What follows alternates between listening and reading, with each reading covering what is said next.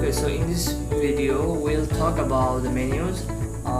To work with the menus, what we can do is click on appearance and click on menus. Okay, don't click on appearance. When you are over here, it will just show you the options. Okay, so I just have to give a menu name. I will give it as a main menu, and so if I click on here, what will happen is whatever the pages I will create in this website, it will automatically display in my main menu. So if you want to do so, just check here. Okay, display location. So where do you want to display this main menu, either in the main menu or top bar menu? I will just click on main menu and create a menu. Okay, so now my main menu is created, and I have to select what should be in my main menu. I will just select all and add to menu.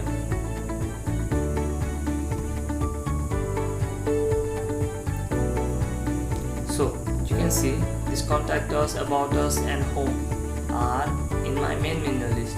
So if I want to change the order of this home, about us and contact us, like if I want my home to appear at the first, what I can do is I can just drag and place it at the top, and I want my about us to be at second. I will just do it like this. So if I'm happy with this arrangement, I can click on save changes. Okay, now my changes are saved. As I refresh here, now you can see my home is at first, about is at second, and contact us is at third. So what will happen if I check on this one also, top bar menu? So if I click on save menu and I refresh it here, so you can see this home, about us and contact us has also appeared here. And the same menu thing, menu items for the pages has appeared here and also here.